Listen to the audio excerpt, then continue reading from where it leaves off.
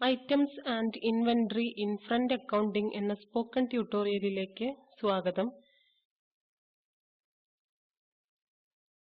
Units of measure, items, item category, sales pricing എന്നിവ.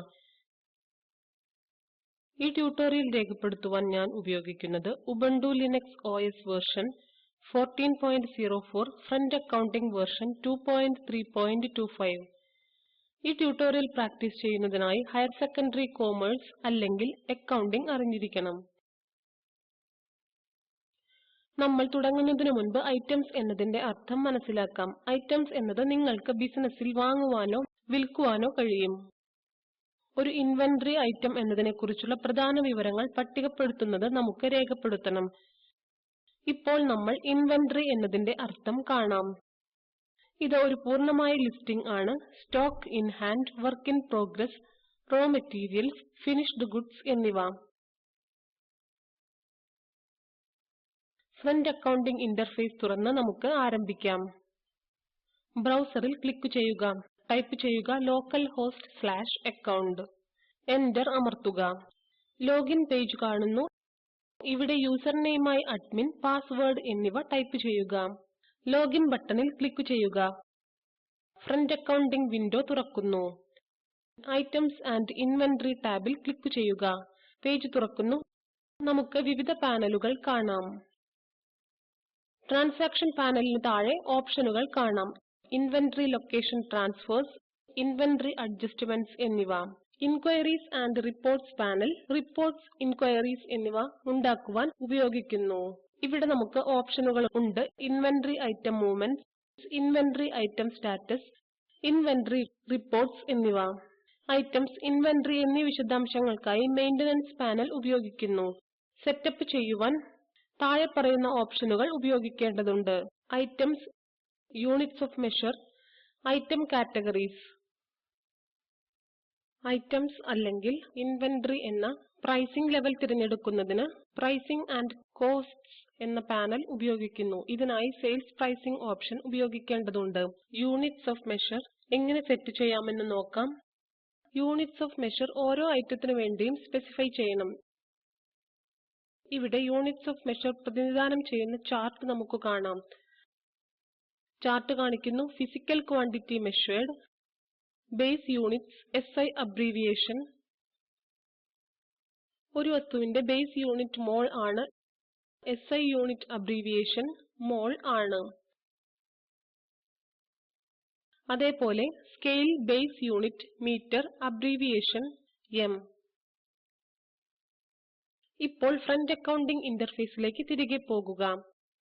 Units of measure ഓപ്ഷനിൽ click ചെയ്യുക. ഇവിടെ യൂണിറ്റ്സ് ഓഫ് മെഷർ സംബന്ധമായ എല്ലാ വിവരങ്ങളും പൂരിപ്പിക്കുവാൻ നമ്മളോട് ആവശ്യപ്പെടുന്നു. ഞാൻ ഇവിടെ ഈ വിശദാംശങ്ങൾ കൊടുത്തിരിക്കുന്നു. ദയവായി വിശദാംശങ്ങൾ പൂരിപ്പിക്കുക. യൂണിറ്റ് ചേർക്കുവാൻ ആഡ് ന്യൂ ബട്ടൺ ക്ലിക്ക് ചെയ്യുക. പുതിയതായി യൂണിറ്റ് വിജയകരമായി കൂട്ടിച്ചേർത്തു എന്ന പോപ്പപ്പ് സന്ദേശം കാണിക്കുന്നു. അപ്ഡേറ്റ് ചെയ്ത എൻട്രി ഉള്ള ടേബിൾ നമുക്ക് കാണാം. ഫ്രണ്ട് അക്കൗണ്ടിംഗ് ഇന്റർഫേസിലേക്ക് മടങ്ങുവാൻ ബാക്ക് ഓപ്ഷനിൽ ക്ലിക്ക് ചെയ്യുക. ഇപ്പോൾ നമുക്ക് ഐറ്റംസ് സെറ്റ് ചെയ്യാം. മെയിന്റനൻസ് പാനലിന് താഴെ ഐറ്റംസ് ക്ലിക്ക് ചെയ്യുക. പട്ടികയിൽ ഐറ്റംസ് താങ്കൾ കാണും. നമുക്ക് ആവശ്യമുള്ളതുപോലെ ഒരു പുതിയ ഐറ്റം സൃഷ്ടിക്കുവാൻ കഴിയും. ഞാൻ കാണിക്കും. അവിടെ ഐറ്റംസ് ആയി ബന്ധപ്പെട്ട എല്ലാ വിവരങ്ങളും പൂരിപ്പിക്കുവാൻ നമ്മളോട് ആവശ്യപ്പെടുന്നു. ഞാൻ ഈ ഡീറ്റെയിൽസ് ഫിൽ ചെയ്തു. ദയവായി അതുപോലെ ഫിൽ ചെയ്യുക. നിങ്ങൾ പൂരിപ്പിച്ച ഓരോ ഐറ്റത്തിനും യൂണിക് കോഡ് ഉണ്ടെന്ന് ഉറപ്പുവരുത്തുക. താഴേക്ക് സ്ക്രോൾ ചെയ്യുക. തുടർന്ന് insert new item button click ചെയ്യുക.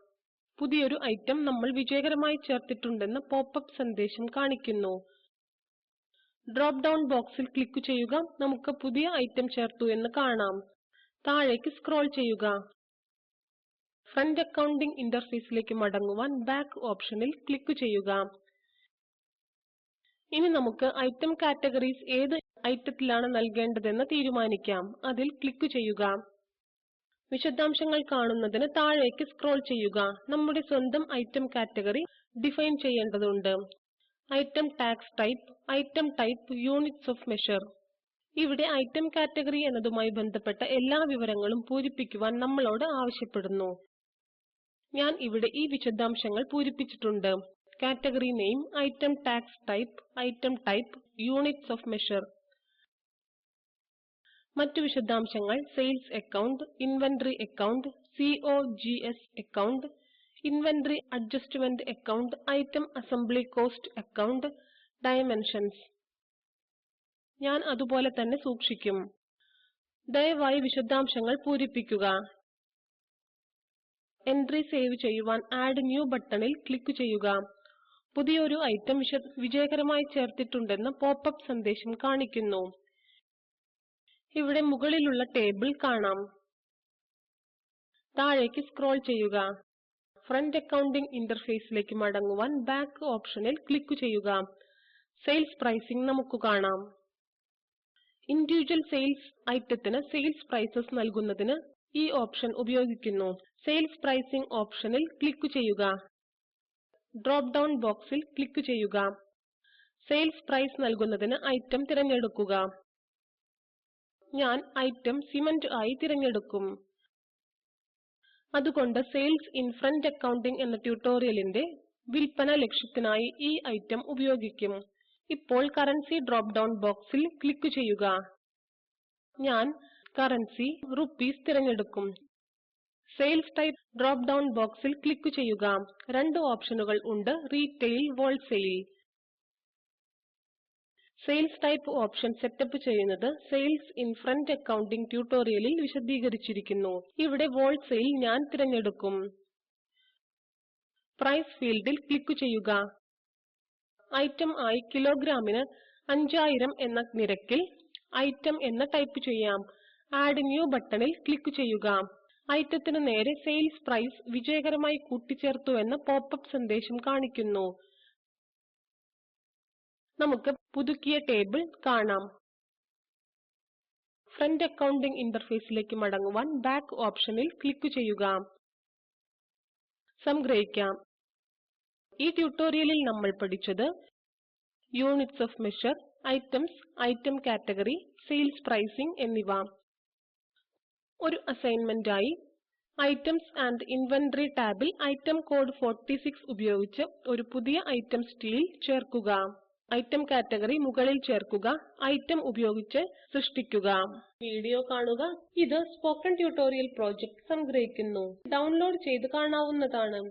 സ്പോക്കൺ ട്യൂട്ടോറിയൽ പ്രോജക്റ്റ് സ്പോക്കൺ ട്യൂട്ടോറിയലുകൾ ഉപയോഗിച്ച് വർക്ക്ഷോപ്പുകൾ നടത്തുന്നു. സർട്ടിഫിക്കറ്റുകൾ നൽകുന്നു. കൂടുതൽ വിവരങ്ങൾക്ക് ദയവായി എഴുതുക.